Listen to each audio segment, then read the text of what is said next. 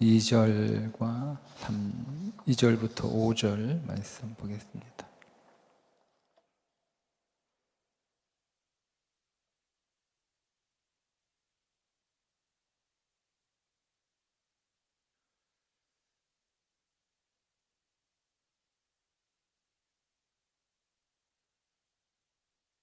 여호수아 7장 2절부터 5절 함께 읽겠습니다. 여호수아가 여리고에서 사람을 베델 동쪽 벤 아웬 곁에 있는 아이로 보내며 그들에게 말하여 이르되 올라가서 그 땅을 정탐하라 하매 그 사람들이 올라가서 아이를 정탐하고 여호수아에게로 돌아와 그에게 이르되 백성을 다 올라가게 하지 말고 이 3,000명만 올라가서 아이를 쉬게 하소서. 그들은 소수이니 모든 백성을 그리로 보내어 수고롭게 하지 마소서 하므로 백성 중 3,000명쯤 그리로 올라갔다가 아이 사람 앞에서 도망하니 아이 사람이 그들을 36명쯤 쳐 죽이고 성문 앞에서부터 스바림까지 쫓아가 내려가는 비탈에서 쳤으므로 백성의 마음이 녹아 물같이 된지라. 아멘. 여호수아 6장에 보면 난공불락으로 여겨지고 있는 여리고 전투에서 이스라엘 백성들이 크게 승리를 하는데 뒤에 나오는 7장에서 6장에서 여리고성 전투와는 반대로 이스라엘 군대가 무참히 패배를 합니다. 이런 질문이에요. 왜 여리고성에서는 큰 승리를 했는데 왜 여리고보다 더 작은 성 전투에서는 왜 패배를 했을까? 우리 이렇게 생각할 수 있잖아요. 아이성이 작으니까 아마 너무 쉬운 일이어서 대충 했기 때문에 패배한 게 아닐까? 우리가 그렇게 생각할 수도 있는데 사실 성경을 좀 자세히 보면 그런 것 같지는 않아요. 왜냐하면 아이성 전투에서 최선을 다하지 않았다 이렇게 말하기가 어려운 게 아이성 정탐꾼을 보내서 정탐한 사람들이 돌아와 보고를 하는데 2,000~3,000명 정도는 될 것 같다. 다 올라갈 필요 없다. 2,000~3,000명이면 충분할 것 같다. 이렇게 보고를 하고 여호수아가 몇 명을 보내죠? 3,000명을 보냅니다. 그러니까 2,000명 정도, 2,500명 정도 이렇게 보낼 수도 있는데 3,000명을 보내는 거죠. 그러니까 여호수아 입장에서 보면 최선을 다해서 싸운 거예요. 이스라엘 백성들이 2,000명 정도만 가도 충분히 이길 수 있는 승산이 있는 전투였기 때문에 그렇게 정탐하고 보고를 한 거였는데 거기에 1,000명을 더 보냈기 때문에 최선을 다해서 치른 전쟁이에요. 그런데 패배를 했습니다. 그러니까 최선을 다했기 때문에 승리를 하고 최선을 다하지 않았기 때문에 우리가 패배를 했다. 여러분 이렇게 우리가 생각할 수 있거든요. 우리가 그럴 수 있잖아요. 우리가 어떤 일에 내가 온 힘을 다 기울여서 최선을 다해서 일할 때도 있고 또 그렇게 일하지 못할 때도 있잖아요. 내 가진 능력의 100%를 다 이렇게 거기에 쏟아붓지 못하는 경우도 있는데 우리가 그렇다고 해서 실패하냐? 우리가 실패한 모든 일이 내가 최선을 다하지 않았기 때문에 실패한 것인가? 그렇지 않다라는 겁니다. 만약 그렇다면 기드온은 이기면 안 돼요. 기드온이 여러분 처음에 몇 명이 모였어요? 32,000명이 모였어요. 근데 기드온이 데리고 나간 군대는 몇 명이에요? 300명이에요. 11,700명을 돌려보냈어요. 32,000명을 가지고 그게 자기의 능력의 100%, 이스라엘 100%잖아요. 32,000명이 모였다는 것은 이스라엘 백성들이 이제 적들과 싸울 때 자기들이 끌어모을 수 있는 최선의 그 모든 힘을 다 끌어모아서 그게 32,000명이잖아요. 그럼 그들의 역량의 100%가 모인 거예요. 근데 그 100%를 다 발휘를 해도 이길 수 있는 전쟁이 아니에요. 그런데 그 100%를 다 쏟아부어도 이길 수 없는 전쟁에서 11,700명을 돌려보내고 300명 가지고 싸운 거예요. 그러면 100%를 다 써도 이길 수 있는 승산이 그렇게 크지 않은데 1% 가지고 싸운 거잖아요. 100%를 써도 어려운 싸움인데 1%밖에 힘을 안 쓴 거예요. 그런데 이겼잖아요. 그러니까 우리가 숫자로만 계산하면 아이성 전투는요 100%가 넘는 힘을 거기에 발휘를 했는데 진 거고, 기드온의 전쟁은 100%가 아니라 1%밖에 쓰지 않았는데 이긴 거란 말이에요. 그러니까 우리가 어떤 삶에 있어서 실패했을 때 이게 내가 최선을 다하지 않았기 때문에 실패한 거다. 그러면 다음에 내가 더 최선을 다하면 여러분 내가 성공할 수 있느냐? 우리가 그렇게만 생각할 수는 없다는 얘기입니다. 그러면 아이성의 문제는 뭐냐? 최선의 문제가 아니라 다른 문제가 있었다는 거예요. 그들이 실패한 이유는 최선을 다하지 않아서 실패한 게 아니라 그 최선을 다하지 않은 것이 아이성 전투의 실패의 문제가 아니고 다른 문제가 있었다는 것을 우리는 짐작할 수가 있는데, 여리고 성의 6장의 전투와 7장의 아이성 전투를 비교하면 6장에는 있었는데 7장에는 없는 게 나와요. 6장에는 뭐가 있었죠? 6장에는. 7장에는 뭐가 없어요? 6장에는 언약궤가 나와요. 7장에는 언약궤가 나오지 않습니다. 6장에는 여호수아가 전쟁에 나갑니다. 7장에는 여호수아가 나가지 않습니다. 6장에서는 여호수아가 대장이죠. 7장에서는 여호수아 같이 나가자고도 얘기하지 않습니다. 여호수아에게 전략을 물어보지도 않아요. 이게 차이예요. 그러니까 6장에는 여호수아가 있었는데 7장에는 여호수아가 없어요. 여호수아에게 우리의 대장이 되라, 우리를 이끌고 나가라, 우리와 함께 전쟁에 참여하자, 어떻게 전쟁을 해야 하나, 이런 건 없어요. 그냥 걱정하지 마시고 이 3,000명 정도면 충분합니다. 그러니까 우리가 당신은 여기 있고 위험하게 전쟁터에 나갈 필요 없으니까 우리끼리도 충분하니까 당신은 여기서 그냥 기다리고 있고 우리가 한 2,000~3,000명 데리고 나가서 싸우고 이기고 승리해서 돌아올 테니까 그냥 가만히 계세요. 이제 이런 거예요. 없어요. 여호수아가 없는 거예요. 여호수아가 없다는 거예요. 여호수아가 여러분 없다는 얘기는 뭐가 없다는 얘기예요? 믿음이 없다는 얘기입니다. 우리의 여호수아이신 예수 그리스도를 믿는 믿음이 없었다는 거예요. 예수님과 함께 전쟁에 참여하지도 않았고, 예수님을 모시고 나가지도 않았고, 예수님에게 전략을 물어보지도 않았고, 예수님을 의지하지도 않았고, 예수님을 믿지도 않았고, 그냥 내 힘으로, 내 열심으로, 내 능력으로, 내 전략으로, 내 방법으로 충분히 이길 수 있다고 생각을 한 거예요. 내가 해도, 내가 하면, 이 문제는. 그런 믿음이 없었기 때문에 그들이 실패한 거죠. 믿음은 뭐냐? 믿음은 뭐냐면 여러분, 우리의 모든 순간마다 매 순간마다 우리의 믿음의 대상이신 예수 그리스도를 신뢰하는 것이고, 우리가 행하는 그 모든 일들마다 그 그리스도와 계속해서 끊임없이 교통하는 거예요. 그게 믿음이에요. 우리 안에 때로는 불신이 있고, 내 안에 오만과 교만이 있고, 또 내가 부정하고 내 영이, 내 삶이 어둠 가운데 있는 그 순간조차도 그리스도를 찾고 그리스도를 누리고 그리스도를 부르고 그리스도께로 나가는 게 믿음이에요.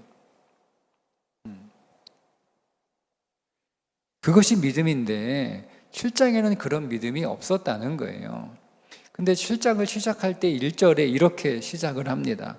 이스라엘 자손들이 온전히 바친 물건으로 말미암아 범죄하였으니 이는 유다 지파 세라의 증손 삽디의 손자 갈미의 아들 아간이 온전히 바친 물건을 가졌습니다. 여호와께서 이스라엘 자손들에게 진노하시니라. 죄가 있다는 거잖아요. 아간의 죄가 있다는 거예요. 그 아간의 죄 때문에 여호와께서 진노하셨다는 거예요. 그러면 아간의 죄 때문에 패배한 거네? 하나님이 진노하셔서 패배한 거네? 맞아요. 우리 안에 내가 그리스도의 병사로 온전히 받쳐지지 않는 우리 안에 숨겨진 어떤 정과 욕심이 있으면 우리는 패배한다는 것을 7장 1절에서 보여주고 있습니다. 그리스도보다 더 탐나는 것, 그리스도보다 더 사모하는 것, 그리스도보다 더 부러워하는 것이 있으면 그것이 오늘 우리의 패배의 원인이 됩니다. 근데 그렇다고 해서 패배했느냐? 그러면 여러분 보세요. 이거는 사실은 그러면 굉장히 암울한 이야기예요. 우리가 모든 일에 승리를 하려면 우리는 항상 그것이 필요하지만 내 모든 삶이 다 온전하게 다 받쳐져야 되는 거야. 근데 여러분 그렇게 우리 살아요? 여러분 이번 주 일주간 그렇게 사셨어요?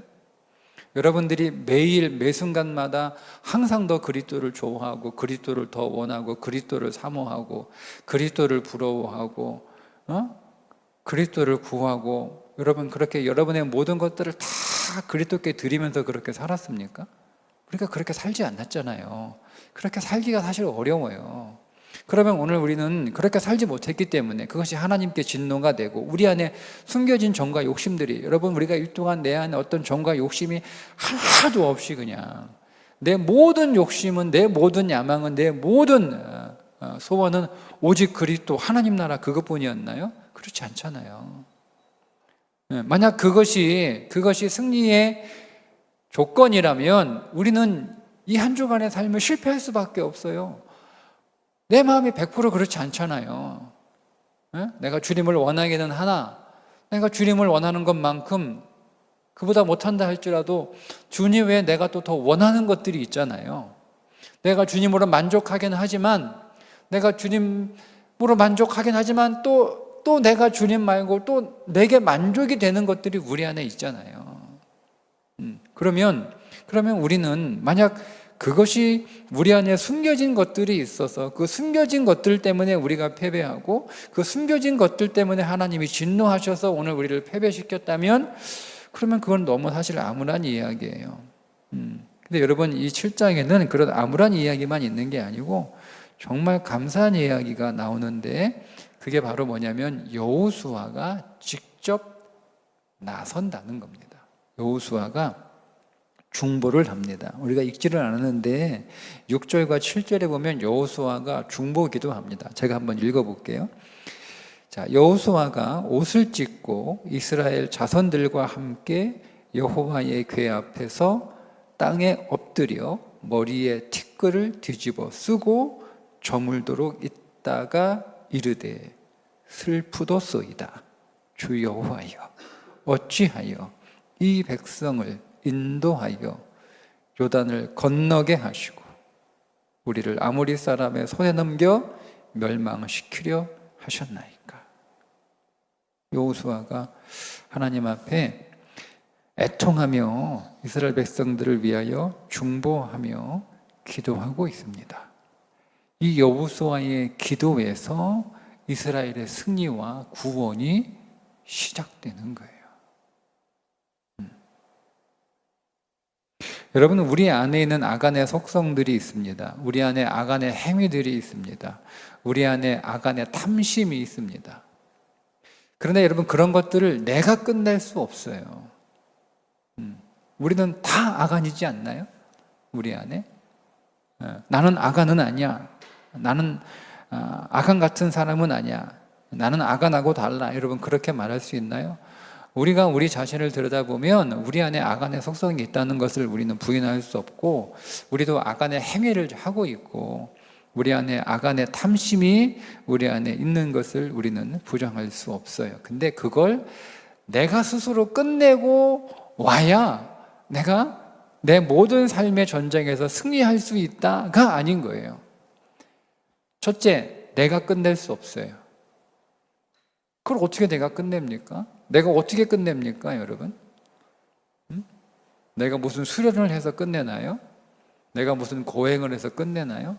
그건 내가 끝낼 수 있는 게 아니에요.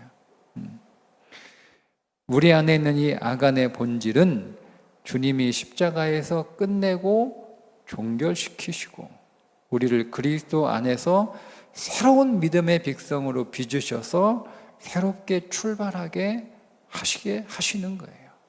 그 믿음이에요. 그 믿음. 그리스도가 오늘 우리를 위해 중보하신다는 것이 바로 그 믿음이에요. 그 믿음. 그래서 우리는 주님이 필요하고 주님을 믿어야 하는데 그런 믿음이 아이성 전투에서는 없었다는 거예요. 큰 일이든 작은 일이든 모든 일은 다 그리스도를 신뢰함으로 그리스도께 맡기고 그리스도를 의지해야 되는데 우리는 큰 일은 내가 못하니까 그리스도의 이름을 부르긴 해요. 그런데 작은 일은 내가 할 수 있다고 생각하니까 그리스도를 의지하지 않고 그의 이름을 부르지 않아요. 그게 믿음 없음이라는 거예요. 이스라엘 백성들이 광야에서 하나님께서 그들에게 먹을 양식으로 만나를 주시는데 그 만나를 주시면서 하나님이 세 가지 조건을 제시하십니다. 만나를 잘 먹으려면, 제대로 먹으려면 지켜야 될 세 가지 조건이 있어요. 값을 내고 만나를 사가라고 하지는 않아요.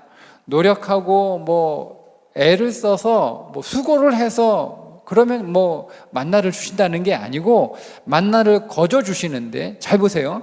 만나를 은혜로 주세요. 그죠? 돈 받고 산 거 아니잖아요. 일해가지고 번 것도 아니잖아요. 그냥 자고 일어나면 만나가 하늘에 딱 떨어져서 쭉 이렇게 광야에 깔려 있는 거예요. 자, 이 만나를 은혜로 주세요. 근데 이 은혜로 주신 이 만나를 믿음으로 취하는 세 가지 법칙이 있어요. 하나님이 여러분들에게 주는 모든 것들은 다 하나님의 은혜로 주신 만나와 같은 것들이에요. 내가 그래도 내가 가서 양동이에 만나를 주워 왔잖아요. 그거 안 주워 오면 내가 못 먹는 거니까. 나도 그래도 그 일은 했잖아요. 그건 믿음이 아니에요. 그렇게 생각하는 수도, 그렇게 생각할 수 있는 것 같아. 그게 믿음이죠. 그게 믿음이죠. 나가서 주워 오는 게 믿음이에요. 가만히 앉아 있어가지고 만나가 이렇게 땅에 떨어졌어. 만나가 하늘 보고 만나 떨어질 줄 믿습니다. 떨어질 줄 믿습니다. 그거 믿음이고. 떨어진 만나 보고 우리 집으로 들어올 줄 믿습니다. 그게 믿음인가요? 자, 근데 어쨌든 믿음으로 오늘 우리의 하나님의 은혜로 우리의 모든 삶의 모든 만나 하나님의 은혜로 다 주신 것들이에요. 근데 이것들을 우리가 믿음으로 취할 때 세 가지 조건이 있는 거예요. 첫째, 출애굽기 16장 16절에 보면 먹을 만큼만 거두는 거예요. 먹을 만큼만. 먹을 만큼만 구하라는 이유가 있어요. 욕심 부리지 마라가 아니에요. 그게 이제 두 번째 이유인데, 왜 먹을 만큼 구해야 되는지가 두 번째 이유인데, 19절에 보면 오늘 거둔 걸 배불리 먹고 내일까지 남겨두지 말아야 돼요. 그래서 먹을 만큼만 구해야 되는 거예요. 욕심 부려서 문제가 되는 게 아니고, 그래도 돼요. 그래도 돼. 나는 밥 한 공기만 먹으면 되는데 욕심이 생겨가지고 두 공기, 세 공기 먹으려고 그렇게 만나를 더 많이 거두어 드려도 돼요. 근데 그렇게 거두어 드린 걸 남겨놓으면 안 돼요. 내일에 또 먹으려고 남겨놓으면 안 돼. 오늘 다 먹어야 돼. 그러니까 먹을 만큼만 구하라는 거예요.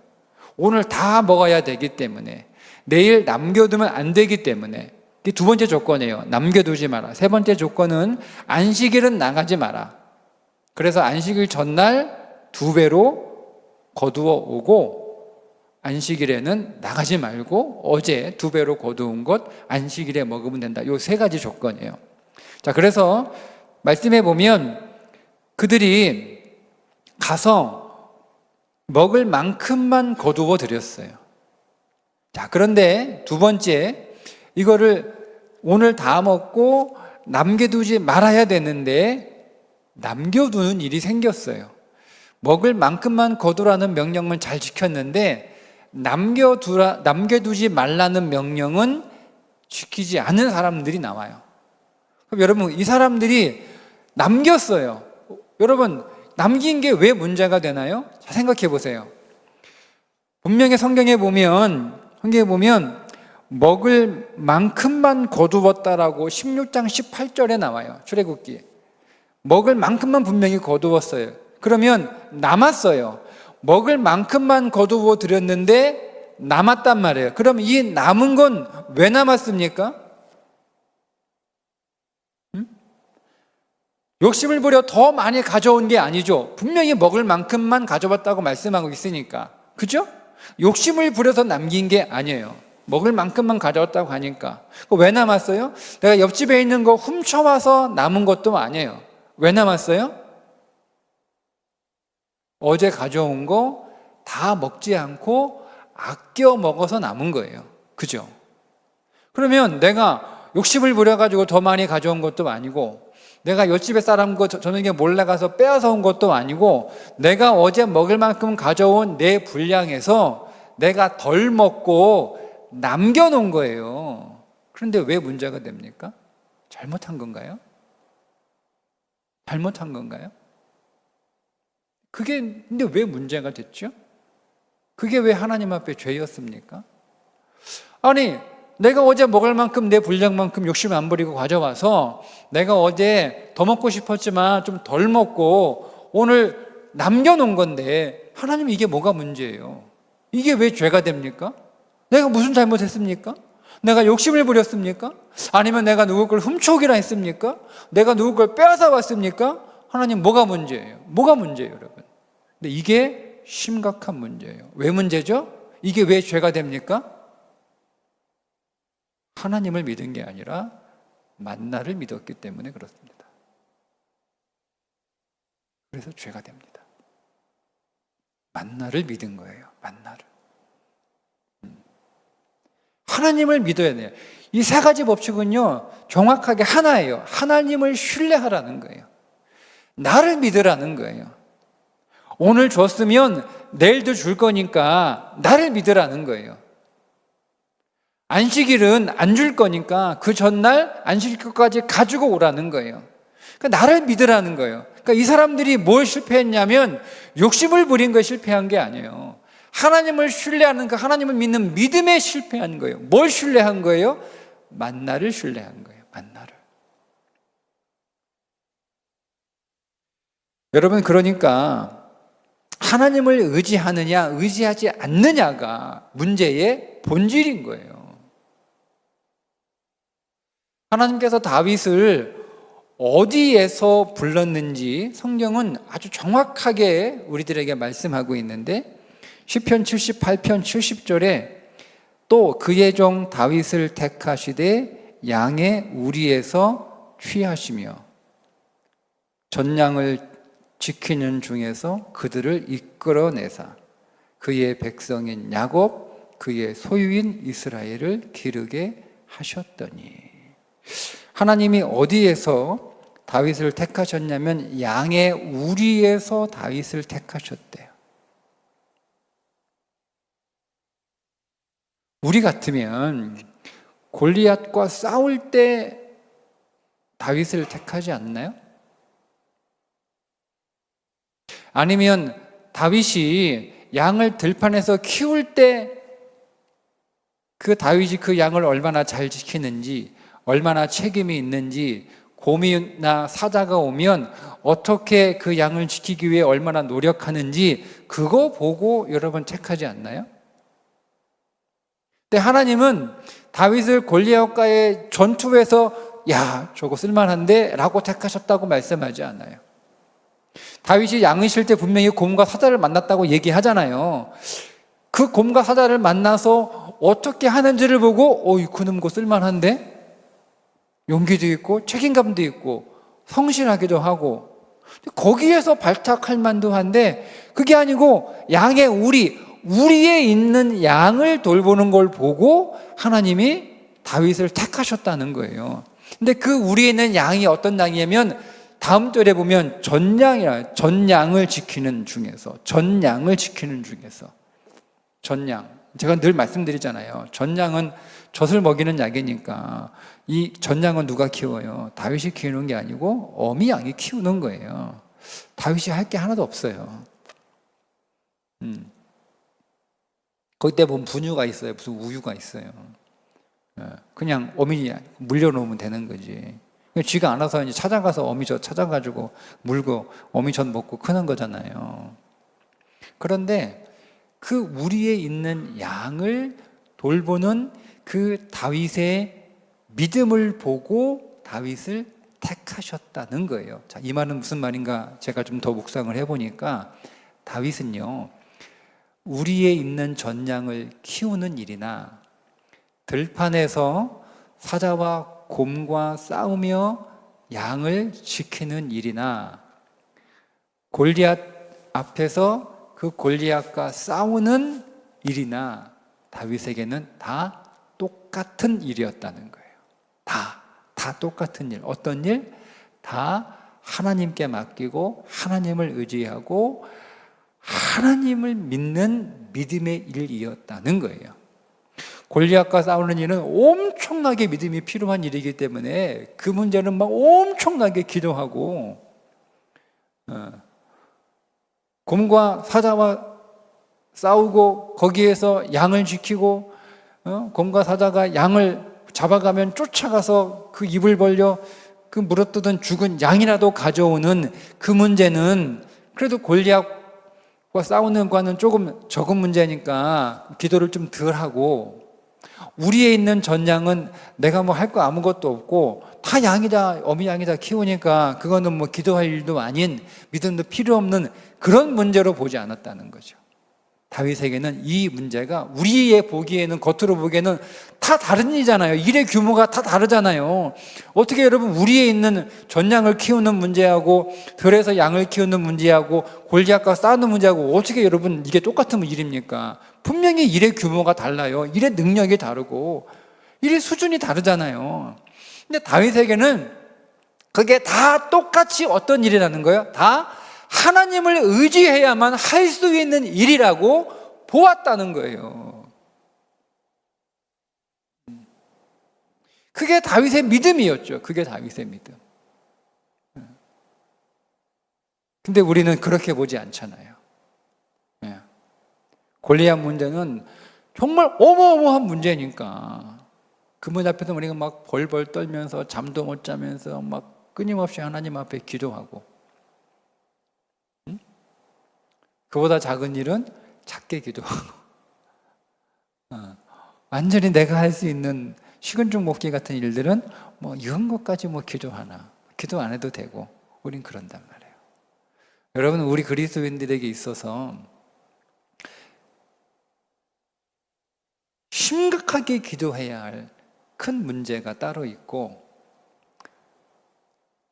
적당히 기도해야 할 작은 문제가 따로 있는 게 아니에요.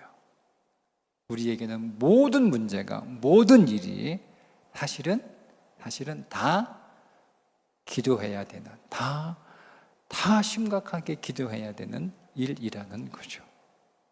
그게 믿음인 거예요. 우리에게 필요한 믿음이 그런 믿음이 필요한 거예요.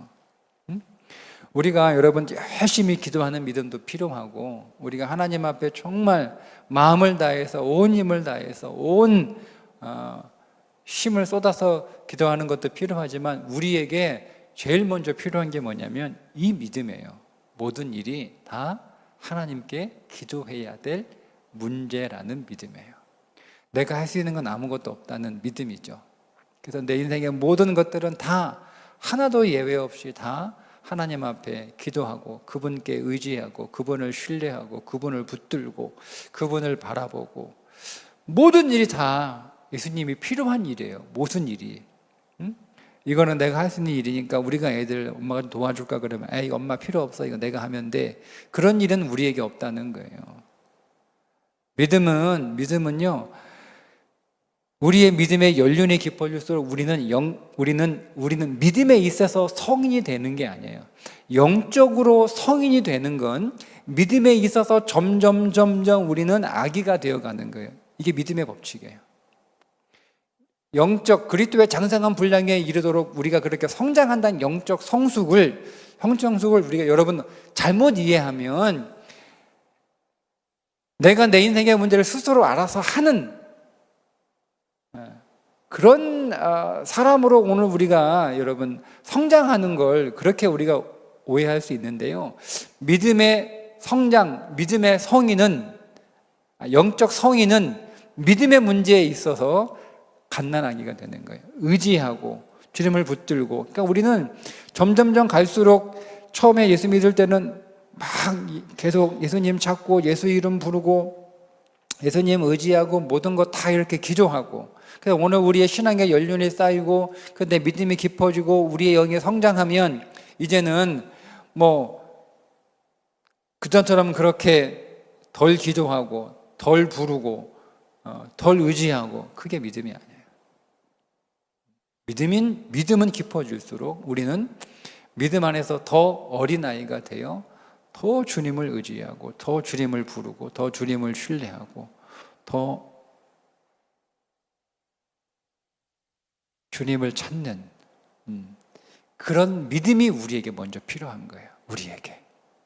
우리가 기도를 오래 하는 것, 기도를 많이 하는 것, 기도를 강하게 하는 것, 우리가 기도를 뜨겁게 하는 것, 여러분 이것도 오늘 우리에게 필요하지만 정말 우리에게 필요한 건 우리에게 뭐가 부족한가?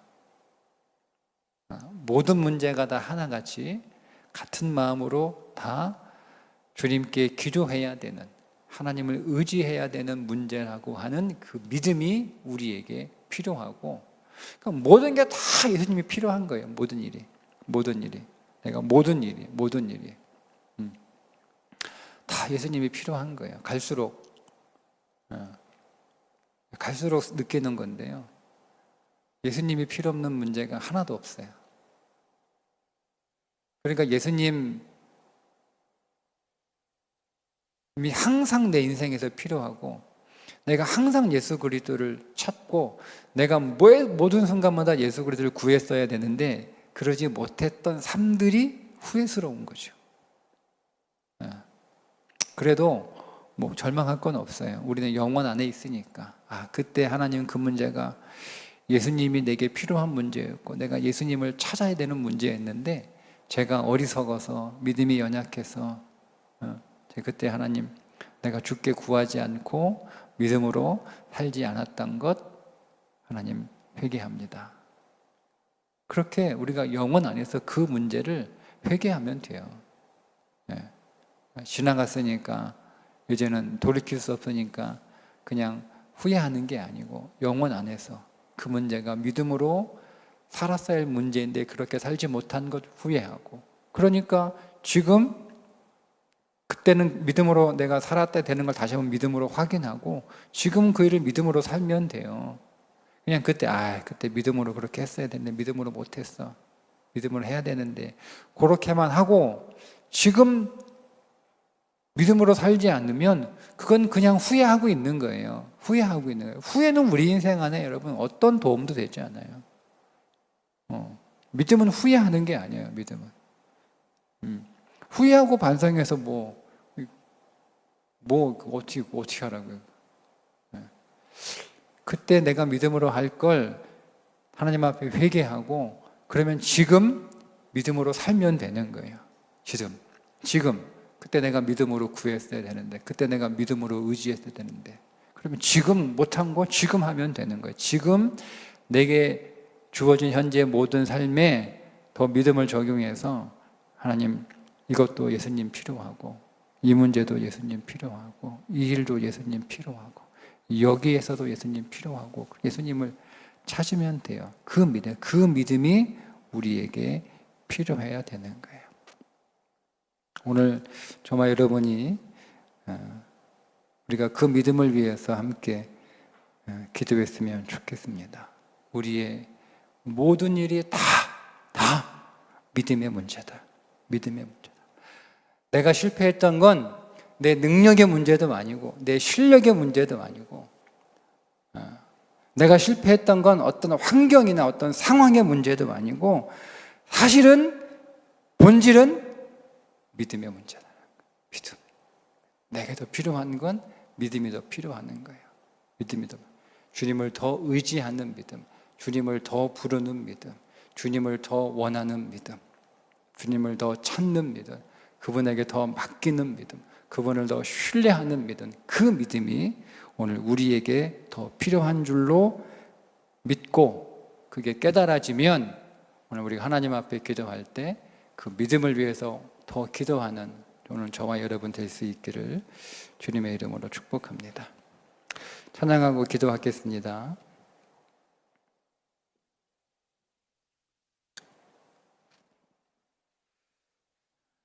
우리 첫 번째 말씀 앞에서 그리고 먼저 그의 나라와 의를 구하라 우리 함께 부르시고 기도할 제목은 하나님 항상 말씀이 내 안에 살아 있어서 내가 그 말씀을 간증하는 삶이 되게 해 주옵소서.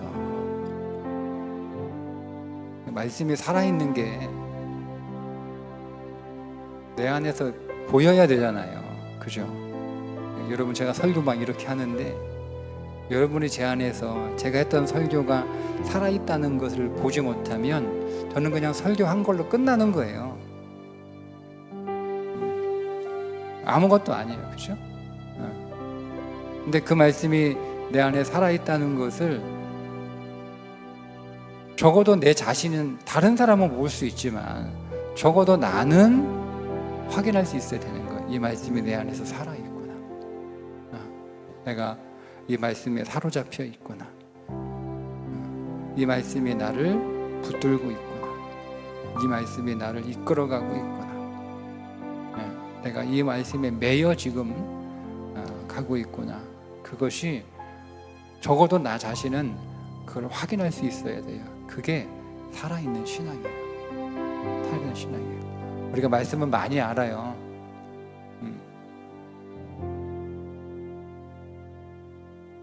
말씀을 많이 아는 게 살아있는 신앙이 아니에요. 우리가 말씀을 가르칠 수도 있잖아요. 설교할 수도 있잖아요. 근데 그렇다고 해서 그 신앙이 살아있는 게 아니에요. 말씀이 내 안에서 발견돼야 되는 거예요. 성경책에서 말씀이 깨달아지고 그 깨달아진 말씀이 내 심령 안에서 내 삶 안에서 발견돼야 되는 거예요. 우리는 그 말씀의 목격자가 돼야 돼요. 여러분이 여러분 삶에 그 말씀이 있는 목격자가 돼야 되는 거예요. 그게 증인의 첫걸음이에요. 내가 증언하려면 내가 일단 목격자가 돼. 증인은 목격자란 뜻이잖아요. 내가 목격자가 돼야죠. 내 말씀에 이 말씀이 살아있네? 내 삶의 현장에 이 말씀이 살아있네 라고 여러분이 목격하셔야 돼요. 그게 증인이야. 그래야 여러분들이 살아있는 말씀의 증인이 되는 거죠. 우리 다시 한번 하나님 나에게 말씀이 살아있는 믿음 하나님 허락해 주옵소서 하고 우리 찬양하고 함께 기도하겠습니다.